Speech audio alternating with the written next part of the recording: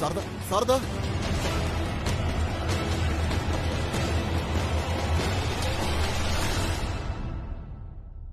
சாரதா, உன்னை பார்க்கதான் வீட்டுக்கு போயிருந்தேன். சித்துதான் நீ கோயிலுக்கு போயிருக்கிறதா சொன்னா. என்ன விஷயமா என்ன தேடி வந்தீங்க? ஏன் சாரதா இப்படி கோவமா பேசுற? பின்ன உங்ககிட்ட என்ன கொஞ்சியா பேச முடியும்? கொஞ்சி பேசுற அளவுக்கு நமக்குள்ள என்ன இருக்கு? அதான் எல்லாம் எப்போ முடிஞ்சு போச்சு. முடிஞ்சு போன உறவை திரும்ப ஒட்ட வைக்க முயற்சி பண்ணாதீங்க. ப்ளீஸ் சாரதா, இப்படி எல்லாம் பேசாத. மனசுக்கு ரொம்ப கஷ்டமா இருக்கு. அனாவசியமா என்ன வந்து சந்திக்கிறேங்கிற பேர்ல மாதவியை கஷ்டப்படுத்தாதீங்க. இதெல்லாம் அவளுக்கு தெரிஞ்சா ரொம்ப வருத்தப்படுவா. அவளுக்காவது நல்ல புருஷனா இருக்க பாருங்க. இனிமே என்ன சந்திக்க வராதீங்க. இங்க இருந்து போங்க. சாரதா, சாரதா, சாரதா, ப்ளீஸ் சாரதா. நிம்மதியா சாமி கும்பிடலான்னு கோயிலுக்கு வந்தா இங்கேயும் வந்து என்ன தொந்தரவு பண்ணிட்டு இருக்கீங்க. ப்ளீஸ் சாரதா, 2 நிமிஷம். நான் உன்கிட்ட கொஞ்சம் பேசணும். என்ன பேசணும்? என் அம்மாவை எதிர்த்து பேச முடியாம நான் உனக்கு பெரிய துரோகம் பண்ணிட்டேன். 25 வருஷமா நீ என்ன பிரிஞ்சு வாழ்ற. இது வரைக்கும் நான் உனக்கு எதுவுமே செஞ்சதில்லை. அது எனக்கு ரொம்ப உறுத்தலா இருக்கு சாரதா. நான் உனக்கு ஏதாவது பிராயச்சித்தம் பண்ணணும்னு நினைக்கிறேன். என்னது பிராயச்சித்தமா? என்ன பிராயச்சித்தம்? இல்ல, சட்டப்படி நமக்கு விவாகரத்து நடந்திருந்தா கூட நான் உனக்கு முறைப்படி ஜீவனாம்சம் கொடுத்திருக்கணும். அந்த மாதிரி உனக்கு நான் எதுவுமே செய்யலையே சாரதா. அதான் உன்னை அப்படியே விட்டுட்டோமேன்னு மனசு வலிக்குது சாரதா. அதனால வீட்டுல எனக்குன்னு சேர வேண்டிய சொத்து கொஞ்சம் இருக்கு. அதுல பாதி நான் உனக்கு கொடுக்கணும்னு நினைக்கிறேன். என்ன உங்க அம்மா மாதிரியே நீங்களும் உங்க பணக்கார புத்தியை காட்டுறீங்களா? ஐயோ சாரதா, அந்த அர்த்தத்துல சொல்லல. பேசாதீங்க நீங்க. பினான்சியலா சப்போர்ட் பண்றதுக்கு நான் என்ன தெரு தெருவா பிச்சையா எடுத்துட்டு இருக்கேன்? ஆண்டவன் புண்ணியத்துல நேர்மையா உழைச்சு கை நிறைய சம்பாதிச்சுட்டு தான் இருக்கேன். பத்தாதுக்கு என் பையனும் சம்பாதிச்சுட்டு தான் இருக்கான். ஒருவேளை சம்பாதிக்க வழியே இல்லாம நானும் என் பையனும் தெருவுல நின்னா கூட நீங்க ஒன்னும் கரிசனம் காட்ட வேணாம். உங்க தயவெல்லாம் எனக்கும் என் பிள்ளைக்கும் என்னைக்குமே தேவைப்படாது. உங்க கரிசனம் அக்கறை எல்லாத்தையும் உங்களையே நம்பிக்கிட்டு இருக்கிற மாதவி கிட்ட மட்டும் காட்டுங்க. அவதான் ரொம்ப பாவப்பட்டவ. அவளுக்குன்னு உங்களை விட்டா வேற யாருமே இல்ல. இனிமே உதவி பண்றேன், பிராயச்சித்தம் தேடுறேன்னு தேவையில்லாம என்ன தேடி வந்து தொந்தரவு பண்ணாதீங்க. Sharada, Sharada, please Sharada, please sir. கொஞ்சம் இப்ப உங்களுக்கு என்னதாங்க பிரச்சனை? கோபப்படாத சாரதா. இந்த மல்லிகைப்பூவும் ஸ்வீட்டும் உனக்காகத்தான் வாங்கிட்டு வந்தேன். இதையாவது வாங்கிக்க. என்ன விளையாடுறீங்களா? நீங்களே எனக்கு யாரோங்கிற? இதுல நீங்க குடுக்கற மல்லிப்பூ ஸ்வீட் எல்லாம் எனக்கு எதுக்கு? இந்த வாங்கிக்கோ. கைய விடுங்கன்னு சொல்றேன். ப்ளீஸ் சாரதா, விடுங்க. சொன்னா உங்களுக்கு புரியாதா? கைய விடுங்க.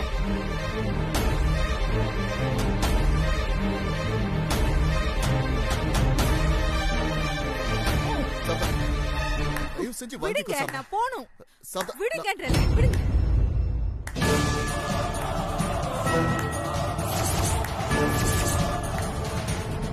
நல்லா இருக்கு, ரொம்ப நல்லா இருக்குங்க.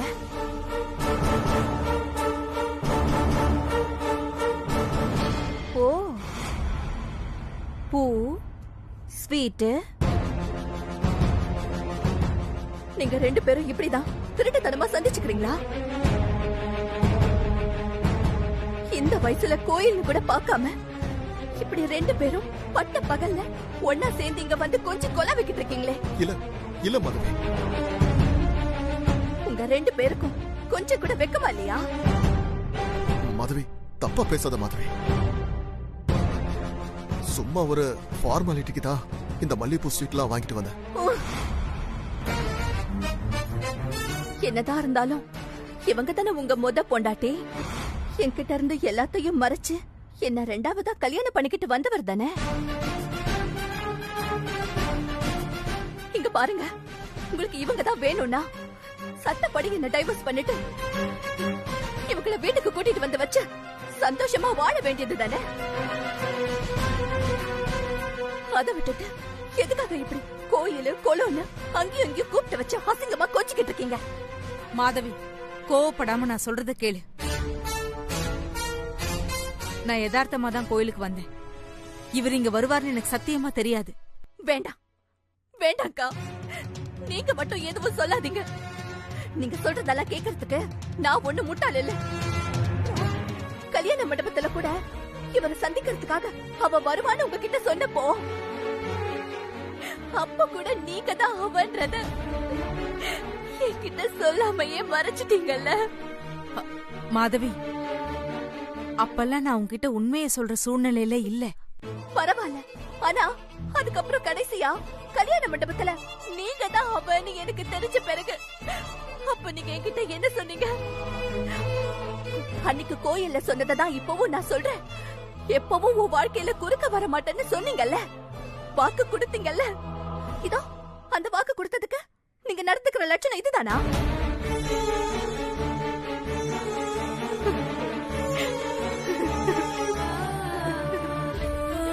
இவ ஒரு பைத்தியக்காரி. இவளை எப்படி வேணாலும் ஏமாத்திடலான்னு நினைச்சுதானே நீங்க 2 பேரும் இப்படி திருட்டுத்தனமா சந்திச்சுக்கிறீங்க? மாதவி, உண்மையாவே இவர் இங்க வருவார்னு எனக்கு சத்தியமா தெரியாது. தயவு செஞ்சு நான் சொல்றத கேளு.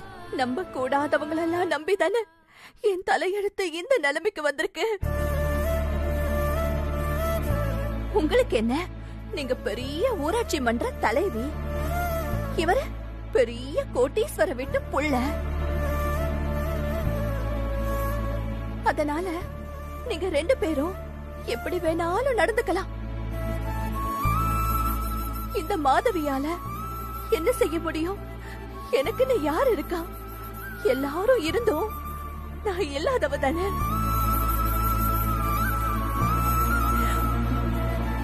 நீங்க சந்தோஷமா இருங்க. உங்க சந்தோஷத்துல இனி நான் குறுக்க வரமாட்டேன். மாதவி, அப்படியெல்லாம் பேசாத மாதவி. நான் இப்ப வாழ்றதே என் பிள்ளைக்காக மட்டும்தான். அவனுக்கு ஒரு நல்ல வாழ்க்கை அமைஞ்சதும் நான் உங்களை மொத்தமா விட்டு பிரிஞ்சு போயிடுறேங்க. என் வாழ்க்கையே போச்சு, எல்லாமே போச்சு. மாதவி,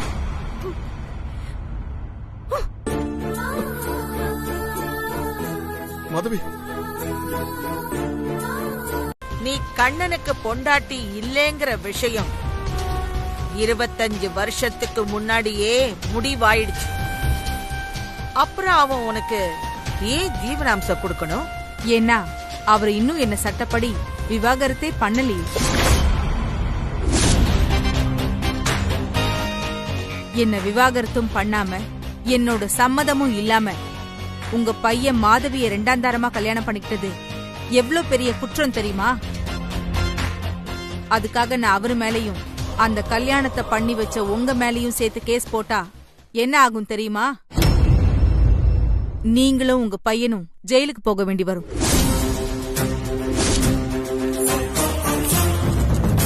அது மட்டும் இல்ல, நஷ்ட ஈடா உங்க பையன் எனக்கு ஜீவனாம்சங்கிற பேர்ல உங்க குடும்ப சொத்து மொத்தத்தையும் என் பேர்ல எழுதி வைக்க சொல்லிடும். அது எல்லாத்தையும் எழுதி வாங்கறதுக்காகத்தான் நான் இன்னும் இங்கேயே இருக்கேன். அப்போ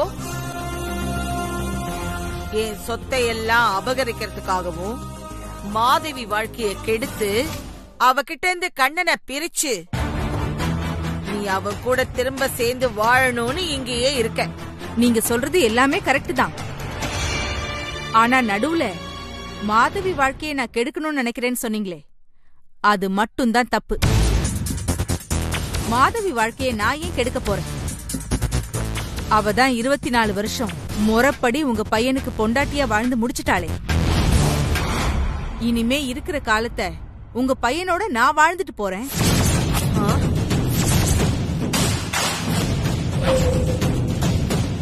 ஏன்னா நான் தானே அவரோட முதல் பொண்டாட்டி. இன்னும் சொல்ல போனா இப்போ நான் அவரை தேடி போகல, அவராதான் என்ன தேடி வராரு. என் கூட திரும்ப சேர்ந்து வாழணும்னு அவர்தான் ஆசைப்படுறாரு. அதனாலதான் நான் அவரோட ஆசையை நிறைவேற்றி வச்சிடலான்னு முடிவு பண்ணிட்டேன். நீ திரும்ப என் பையனோட சேர்ந்துடுவியா? உன்னை நான் சேர விட்டுடுவேனா? நீங்க என்னங்க எங்களை சேர்த்து வைக்கிறது? நாங்களே சேர்ந்துக்குவோம். ஏய், நிறுத்துங்க.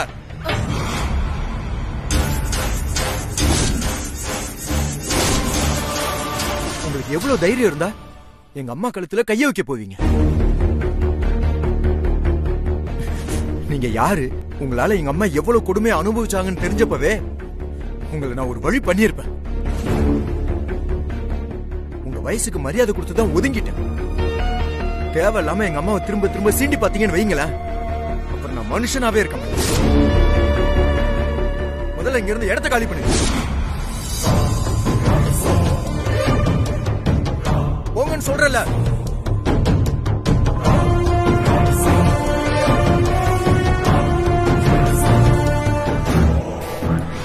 அம்மா, இப்ப நீங்க அவங்க கிட்ட சொன்னதெல்லாம் உண்மையா? எதை கேக்குற? திரும்ப அப்பாவோட சேர்ந்து வாழ போறீங்களா? நீ வேறடா. அப்படி பண்ணா மாதவி வாழ்க்கை வீணா போயிடும்னு எனக்கு தெரியாதா? அப்புறம் எதுக்குமா அவங்க கிட்ட அப்படி சொன்னீங்க? சும்மா அவங்கள வெறுப்பேத்துறதுக்காக.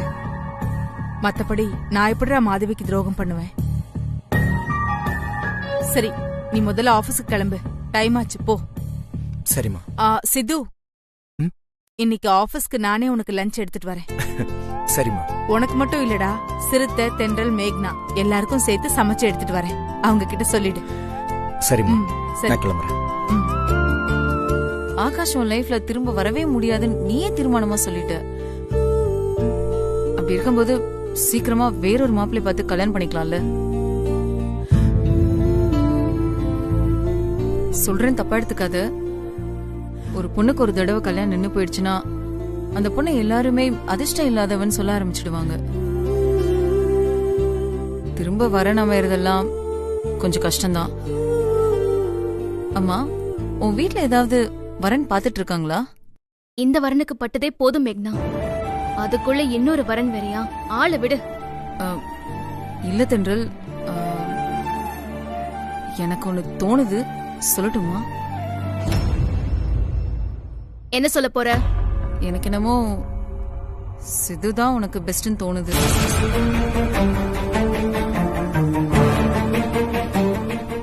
இல்ல, இது சிது சொல்லி நான் உன்கிட்ட சொல்லல, எனக்கே தோணுச்சு, அதனாலதான் சொன்னேன். இந்த சூழ்நிலையிலும் சித்து மட்டும்தான் உன்னை சரியா புரிஞ்சுக்கிறான். அவன் தான் உனக்கு 100% பொருத்தமானவன் எனக்கு தோணுது. நீ வேணா யோசி, எப்பவுமே அவன் தான் உன்னை அனுசரிச்சுட்டு போயிட்டு இருக்கான். நீயே இப்போ அவன் காதல ஏத்துக்க கூடாது? போதும். ஒரு பொண்ணு அப்படின்னு இருந்தா அவ யாரையாவது கல்யாணம் பண்ணியே ஆகணுமா? இது என்ன லாஜிக்? ஒரு பொண்ணால தனியாவே வாழ முடியாதா? மத்தவங்க தான் என்ன புரிஞ்சுக்காம பேசுறாங்கன்னா நீயுமா இப்படி பேசுவ? இல்ல தென்றல், சித்து ரொம்ப நல்லவன். வேண்டாம் மேக்னா, தயவு செஞ்சு யார பத்தியும் என்கிட்ட பேசாத. ஏற்கனவே 3-4 மாசமா காத்திருந்து கடைசி நேரத்துல கல்யாணம் நின்னு போன வேதனைய யாராலையும் புரிஞ்சுக்கவே முடியாது. போதும், பட்டதெல்லாம் போதும். இனிமே சித்து இல்ல, வேற யாரையும் கல்யாணம் பண்ணிக்கணுங்கிற எண்ணம் எனக்கு தோணவே தோணாது. தயவு செஞ்சு இனிமே கல்யாணத்தை பத்தி என்கிட்ட பேசவே பேசாத. உன்னை கையெடுத்து கும்பிட்டுக்கிறேன், பிளீஸ்.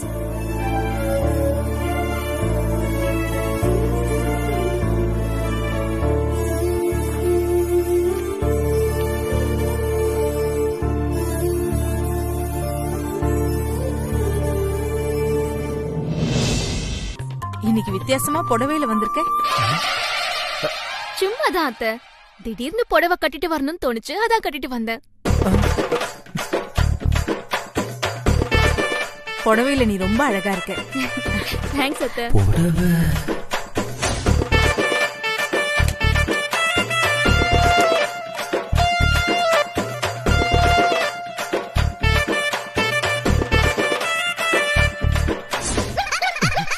ஐயோ, இந்த சாப்பிடுற சீன் வந்தாலே தென்றல் ஏன் புடவையில வந்துடுறா? இன்னைக்காவது இவ இடுப்ப பார்க்காம இருக்கணும்டா சாமி.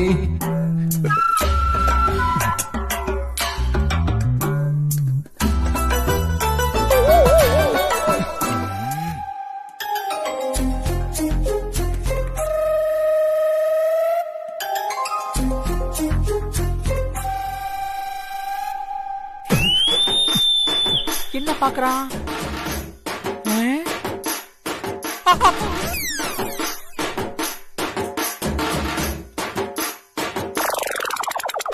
ஐயோ, மறுபடியும் ஆரம்பிச்சிட்டானா? அத்தை, உங்க பையனுக்கு எப்ப சடங்கு சுத்த போறீங்க?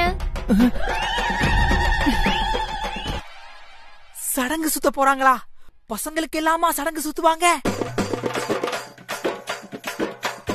என்னது, என் பையனுக்கு சடங்கா? அதான் அத்தை, புதுசா வயசுக்கு வந்த பொண்ணுங்களுக்குலாம் தண்ணி ஊத்தி சடங்கு சுத்துவாங்கல்ல,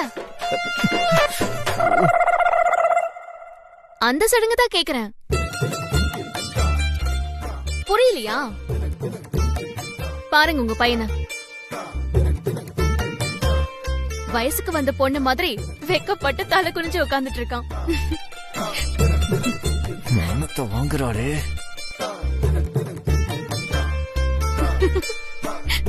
டேய், கிண்டல் பண்றால, நல்லா நிமிந்து உட்கார்ந்து சாப்பிடு.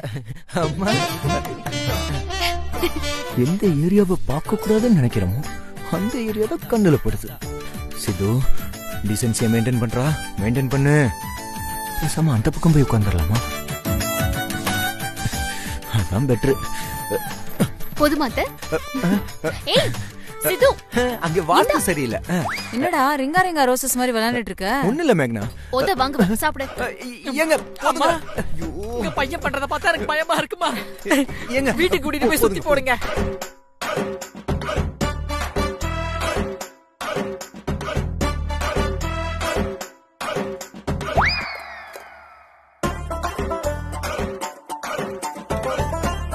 இந்தா. ஏங்க இல்ல போதும். ஏய் உட்கார் சாப்பிடு. டேய், இவன் ஏண்டா ஒரு இடத்துல உட்கார்ந்து சாப்பிடாம சுத்தி சுத்தி வந்துட்டு இருக்கான்?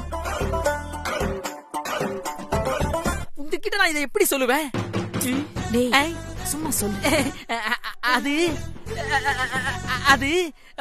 சொல்லு. அவனுக்கு கிண்டலோட இடுப்பு தெரியுதா? என்ன? இடுப்பு தெரியுதா? அதனாலதான் சாரு ஒரு இடத்துல உட்காராம மாறி மாறி டீசென்டா உட்கார்ந்துகிட்டு இருக்காப்ல. அம்மா, இது இல்லம்மா கேரட், இதுதான் கேரட். 24 கேரட்ட பெத்து வளர்த்து எங்க உயிரை வாங்குறீங்களா அம்மா? சாப்பிடுங்க. என்னங்க நீங்க? கண்ணு வைக்காதடா, அவன் நான் பெத்த புள்ள, அப்படிதான் நடந்துக்குவான். வீணா பிச்சை செல வைக்கிறேன், சாப்பிடுங்க. உனக்கு மணிகுண்டு கட்ட.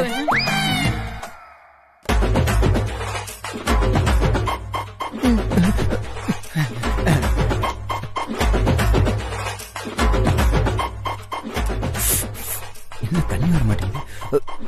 டேய், தண்ணியாவது ஒழுங்கா குடிடா. அம்மா முன்னாடி தண்ணிலாம் நிமிந்து குடிக்க கூடாதுல்ல, அடக்கம். சாப்பிடு. எனக்கு சாப்பாடு போதும்.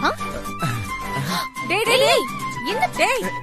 இல்ல போதும், வயிறு ஃபுல் ஆயிருச்சு. நான் கிளம்புறேன்.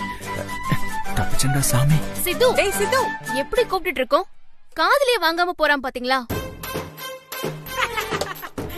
இப்படி பரிமாறினா இனிமே அவன் சாப்பிடவே மாட்டான். அதுவும் புடவையில பரிமாறன்னு வச்சுக்கயே, சாப்பாடு அவன் கண்ணுக்கு தெரியவே தெரியாது.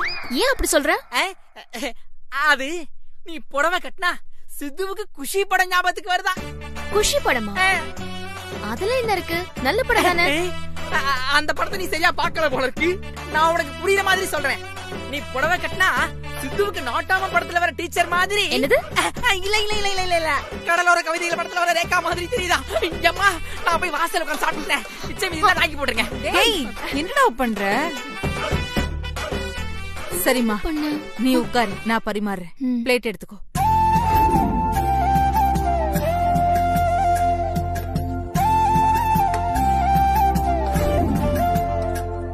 அத்தை, நானே பரிமாறிக்கிறேன். அத்தை கொடுங்க. அப்படிலாம் சொல்லக்கூடாது. நீ பேசாம சாப்பிடு, நான் தான் பரிமாறுவேன்.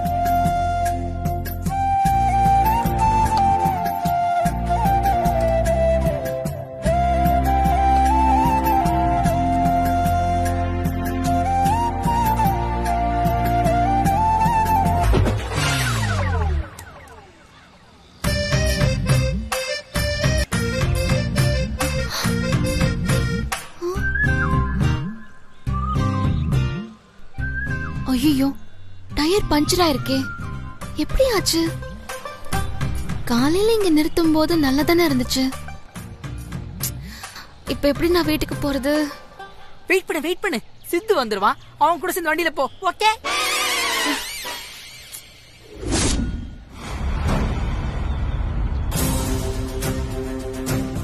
அக்கா யார பாக்குறா?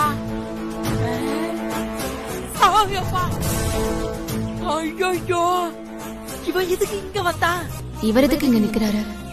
ஒருவேளை இவர் கூட நான் வரணுங்கிறதுக்காக இவர்தான் வண்டியை பஞ்சர் பண்ணிருப்பாரோ? செஞ்சாலும் செஞ்சிருப்பாரு. இவர் ஏன் இப்படி இருக்காரு? எப்ப பார்த்தாலும் என் பின்னாடியே சுத்திக்கிட்டு.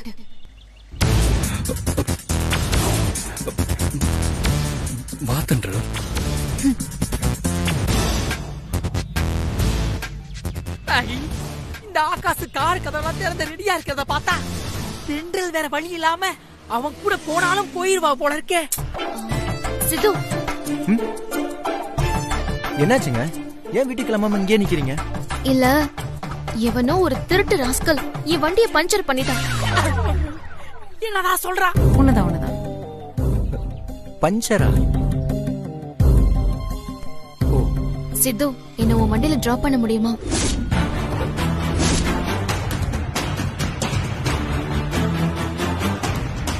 சித்து, இப்ப என்ன டிராப் பண்றியா இல்லையா?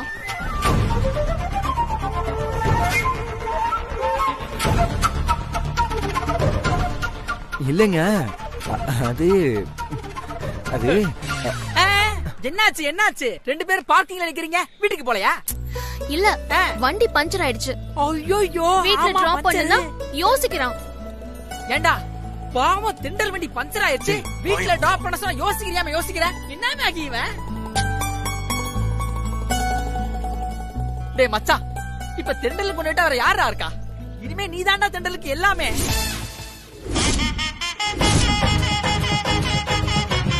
தெண்டல கை விட்டுறாதடா. கையோட கூட்டிட்டு போய் விட்டுறா.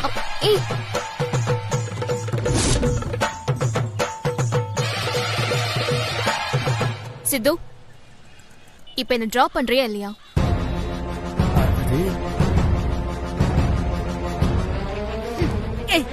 நீ முதல்ல வண்டி எடு. இல்லங்க, வண்டி எடு. நீ சொல்றா கேட்றா. எடு. நீ அந்த பேக் எடு.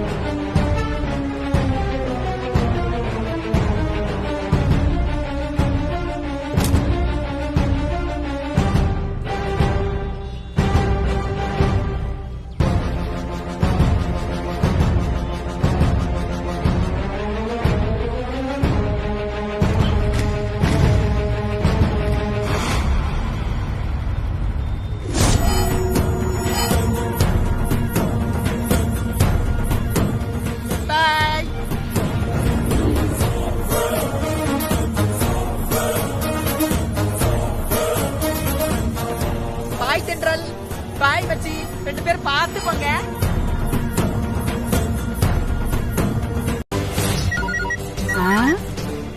ஆகாஷ் தம்பி இப்ப எதுக்கு கூப்பிடுறாரு?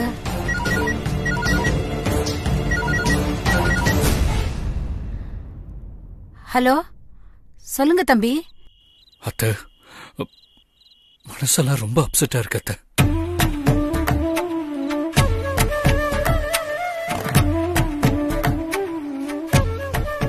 ஏன், என்னாச்சு தம்பி? தென்றல் என்ன புரிஞ்சுக்கவே மாட்டேங்கிறா. வர வர அளவுக்கு மீறி ரொம்ப அவமானப்படுத்துறாத்த. ஒரு நிமிஷம்.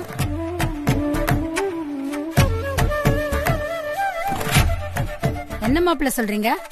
தென்றல் இன்னைக்கும் உங்கள்ட்ட பிரச்சனை பண்ணாளா? ஆமா, நான் அவளை சமாதானப்படுத்துறதுக்காக இன்னைக்கும் அவளோட ஆபீஸ்க்கு போய் வெயிட் பண்ணிட்டு இருந்தேன். அவ வண்டி பங்க்சர் ஆயிடுச்சு போல இருக்கு. அப்போது அவ என் கூட கார்ல வருவான்னு எதிர்பார்த்தேன்.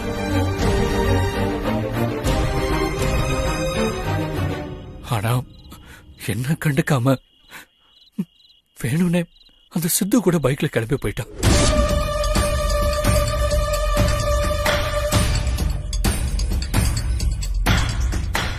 என்னது, சித்து கூடவா? ஆமா,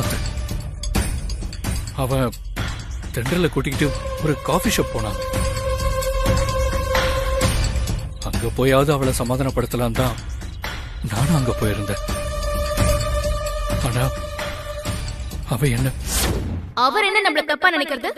என்ன தப்பா நினைக்கிறதுக்கு யாருக்கும் ரைட்ஸ் இல்ல. அதான் இனிமே எனக்கும் அவருக்கும் எந்த சம்பந்தமும் இல்லன்னு சொல்லிட்டேன்ல. அப்புறம் எதுக்கு இப்படி அசிங்கமா பின்னாலே வேவ் பார்க்க வராங்கன்னு தெரியல. இவ்வளவு சொன்னாலும் திருந்து போறது இல்ல.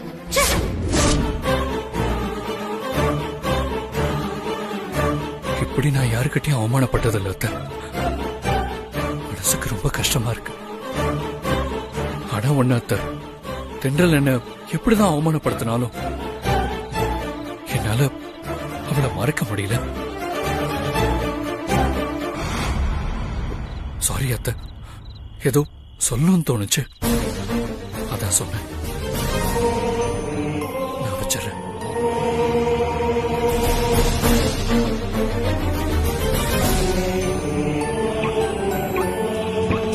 உன் மனசுல நீ என்ன தாண்டி நினைச்சுக்கிட்டு இருக்க? ஆகாஷ் தம்பி இப்பதான் நடந்ததெல்லாம் போன் பண்ணி சொன்னாரு.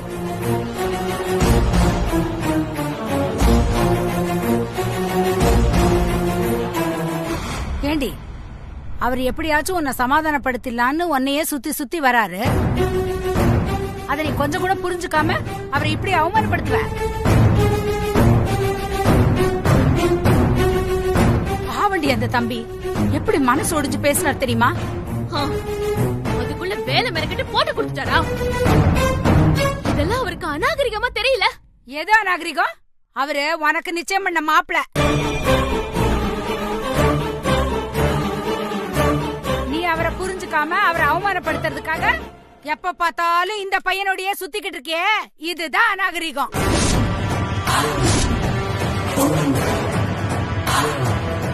ஏன்பா இதெல்லாம் தப்புன்னு அவளுக்கு தான் புரியல, உனக்குமா புரியல? உனக்கு எப்படி புரியும்? உன் அம்மா கூட சேர்ந்துக்கிட்டு நல்லபடியா நடக்க இருந்த இந்த கல்யாணத்தை தடுத்து நிறுத்தினவன் தானே நீயும்.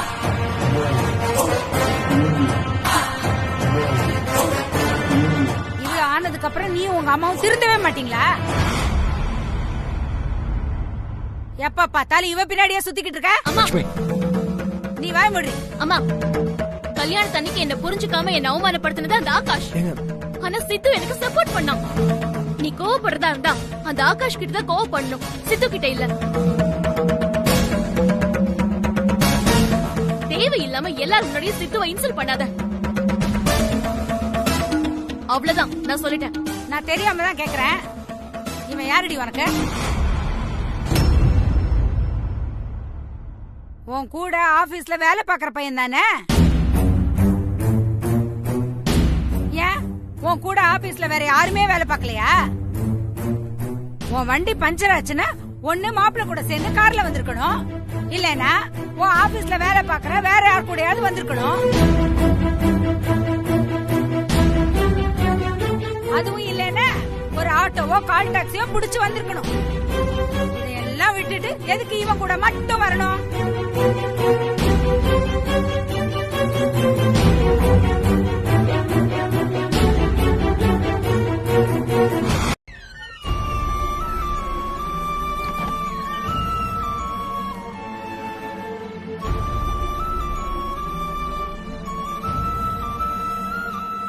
அவர் என்ன நம்மள தப்பா நினைக்கிறது? என்ன தப்பா நினைக்கிறதுக்கு யாருக்கும் ரைட்ஸ் இல்ல. அதான் இனிமே எனக்கும் அவருக்கும் எந்த சம்பந்தமும் இல்லன்னு சொல்லிட்டேன்ல. அப்புறம் எதுக்கு இப்படி அசிங்கமா பின்னாலே வேவ் பார்க்க வராங்கன்னு தெரியல. இவ்வளவு சொன்னாலும் திருந்து போறது இல்ல. நிஜமாவே உங்க மனசு உறுத்துறது உண்மையா இருந்தா உங்க பாட்டிய சுத்தமா ஒதுக்கி வச்சுட்டு அவங்கள மீறி என்ன உங்களால கல்யாணம் பண்ணிக்க முடியுமா? முடியாதுல்ல. அப்புறம் எதுக்கு என்ன திரும்ப திரும்ப தேடி வந்து டார்ச்சர் பண்ணிட்டு இருக்கீங்க? நான் தான் உங்ககிட்ட தெளிவா சொன்னேன்ல, இனிமே நீங்க எனக்கு வேண்டாம் அப்படின்னு.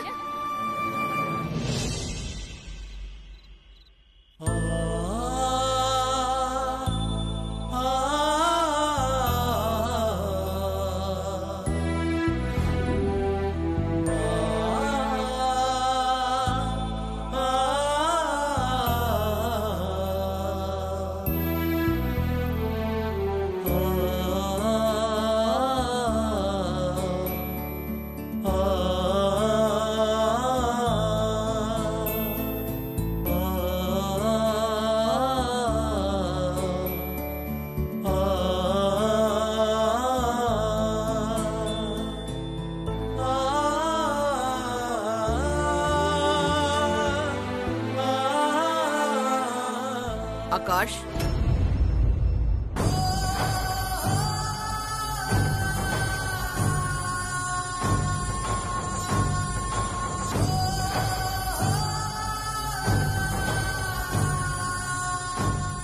என்னாச்சுப்பா? ஏன் டல்லா இருக்க? அது சரி, ஆபீஸ்ல இருந்து நீ மதியமே கிளம்பிட்டியாமே? ஆனா இப்பதான் வீட்டுக்கு வர்ற. இவ்ளோ நேரம் எங்க போயிருந்த? சொல்லு ஆகாஷ், எங்க போயிருந்த? தென்றல் என்ன ரொம்ப இன்சல்ட் பண்றா பாட்டி.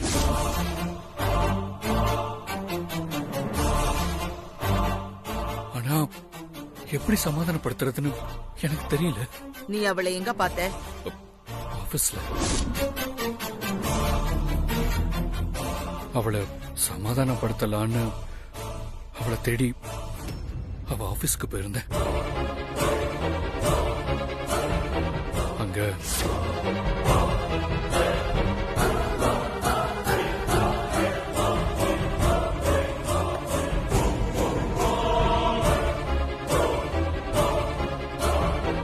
சித்து, என்ன உன் வண்டியில டிராப் பண்ண முடியுமா?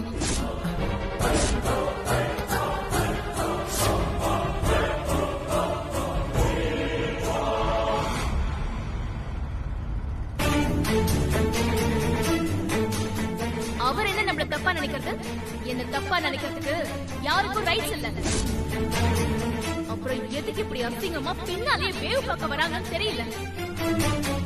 இவ்வளவு சொன்னாலும் திருந்து போறது இல்ல.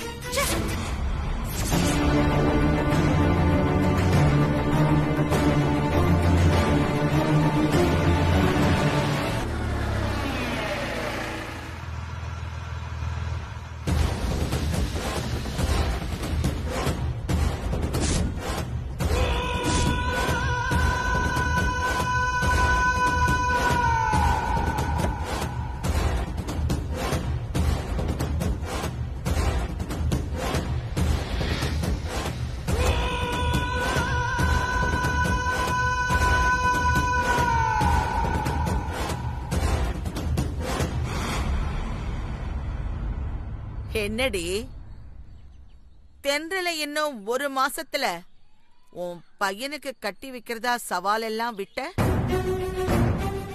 அந்த சவாலை எப்படி நிறைவேற்றுறதுன்னு தெரியாம இப்படி கோயில் கோயிலா அலைஞ்சுகிட்டு இருக்கியா? நீ எத்தனை கோயிலுக்கு அலைஞ்சாலும் தென்றலுக்கு ஒன்னும் நடக்காது. ஐயோ மாமியாரே, நீங்க ஏன் எப்ப பார்த்தாலும் தென்றல பத்தியே கவலைப்பட்டுட்டு இருக்கீங்க? நான் தான் சொல்லிட்டேன்ல, அவளுக்கு என் பையன் சித்து இருக்கான்னு. என் பையனுக்கும் தென்றலுக்கும் நான் எப்படியும் கல்யாணம் பண்ணி வச்சிருவேன். இதெல்லாம் நீ வெறும் வார்த்தையில மட்டும்தான் சொல்லிக்கிட்டு இருக்க. மத்தபடி அவங்களுக்கு கல்யாணம் பண்ணி வைக்கிறதுக்கான எந்த ஏற்பாட்டையும் நீ இதுவரைக்கும் செய்யலையே. ஆல்ரெடி அதுக்கான ஏற்பாட்டை எல்லாம் செஞ்சுக்கிட்டு தான் இருக்கேன்.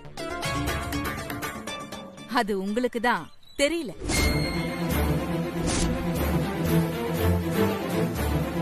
அவரு உனக்கு ஓகேன்னா அவருக்கும் ஓகேன்னு சொல்லிட்டாரு.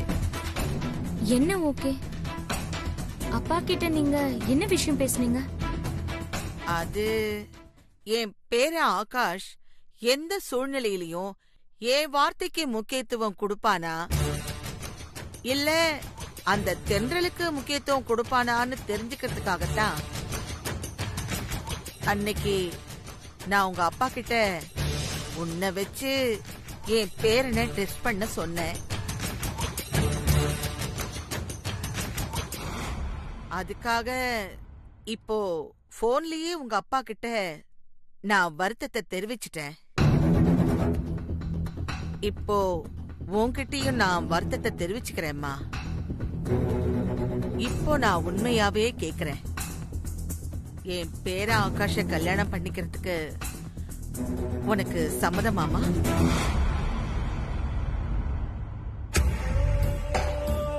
அந்த தென்றலுக்கும் என் பேரனுக்கும் நடக்க இருந்த கல்யாணம் நின்னு போனதாலதான் நான் இந்த முடிவுக்கு வந்திருக்கேன்னு நீ என்ன தப்பா புரிஞ்சுக்காத. நான் நிதானமா யோசிச்சுதான் இப்படி ஒரு முடிவுக்கு வந்திருக்கேன். படிப்பு, அந்தஸ்து, கௌரவம்னு எல்லா வகையிலயும் என் பேரனுக்கு பொருத்தமானவ நீ மட்டும்தான். என் பேரன் ஆகாஷ கல்யாணம் பண்ணிக்கிறதுக்கு உனக்கு சம்மதமாமா?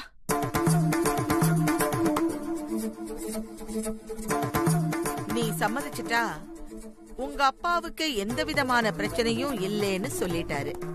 இதுவாவது உண்மையா இல்ல இதுவும் நீங்க உங்க பேரனுக்கு வைக்கிற டெஸ்ட் தானா? இல்லம்மா, இப்ப நான் உண்மையாவே உன்னை என் பேரனுக்கு கேட்க வந்திருக்கேன். நீ சம்மதம்னு சொன்னா போதும், அடுத்த முகூர்த்தத்திலேயே கல்யாணத்தை வச்சுக்கலாம்.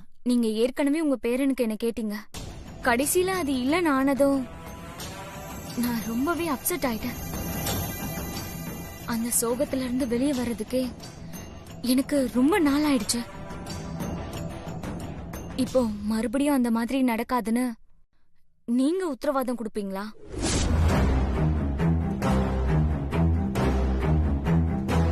ஏன்னா உங்க பேரனை கல்யாணம் பண்ணிக்கிற விஷயத்துல நான் மறுபடியும் அவமானப்பட்டா அதை என்னால மட்டும் இல்ல என் அப்பாவாலையும் தாங்கிக்க முடியாது. அதனாலதான் கேக்குறேன், இந்த தடவை எந்த குழப்பமும் வராதுன்னு நீங்க உத்தரவாதம் கொடுப்பீங்களா?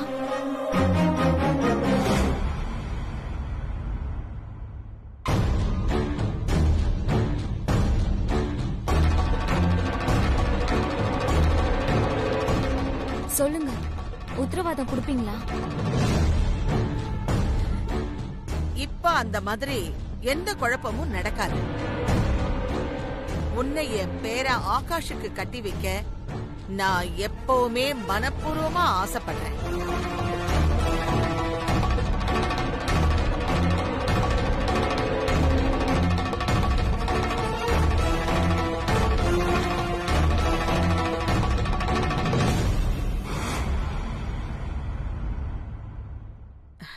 இது சத்தியம்.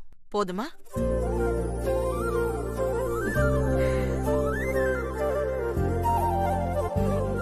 இப்ப உனக்கு திருப்தியா? இப்பவாவது என் பேரனை கட்டிக்கிறதுக்கு சம்மதிப்பியா? சம்மதிக்கிறேன்.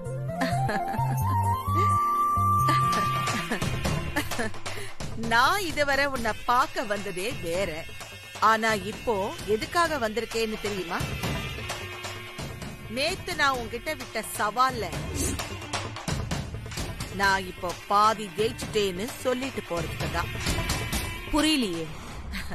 நேத்து என் பேரனுக்கு இனிமே எந்த பொண்ணும் கிடைக்க மாட்டான்னு சவால் விட்டல. ஒரே நாள்ல நான் அவனுக்கு ஒரு பெரிய கோடீஸ்வரம் வீட்டு பொண்ணா பார்த்து பிக்ஸ் பண்ணிட்டேன்டி. பொண்ணு யார் தெரியுமா? விசு குரூப் ஆஃப் கம்பெனியோட சேர்மன் மிஸ்டர் விஸ்வநாதன். நீ கேள்விப்பட்டிருக்கியா? அவரோட பொண்ணு தாராதான் ஆகாஷ கட்டிக்க போறது. இந்த சிட்டிலேயே ஒரு பெரிய பணக்கார குடும்பம். பத்தாததுக்கு பொண்ணு சும்மா தங்க சிலை மாதிரி தகதகன்னு இருப்பா. நான் உன்கிட்ட சவால் விட்ட ஒரே நாள்ல என் பேரனுக்கு இப்படி ஒரு கோடீஸ்வரம் வீட்டு பொண்ணா பார்த்து பிக்ஸ் பண்ணிட்டேன். ஆனா நீ பையனுக்கு அந்த தென்றல எப்படி கட்டி வைக்கணும்னு தெரியாம தவிச்சுக்கிட்டு இருக்க. இந்த லட்சணத்துல நீ இஷ்டத்துக்கு என்கிட்ட சவால் வேற விடுற.